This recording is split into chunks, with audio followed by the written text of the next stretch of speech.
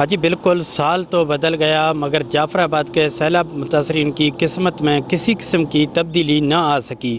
2022 میں ہونے والے بارشوں کے بعد آنے والے سیلاب کی تباہ کاریاں تاحال بھی موجود ہیں اور سیلابی پانی کو انتظامیہ کی جانب سے تاحال بھی نکاس نہ کیا جا سکا۔ جعفر آباد کے جو درجنوں دیہات ہیں وہ آج بھی زیر آب ہیں۔ سیلاب متاثرین روڈ کناروں پر آباد ہیں اور کپڑے کے بنے ہوئے ٹینٹوں میں زندگی گزارنے پر مجبور ہیں۔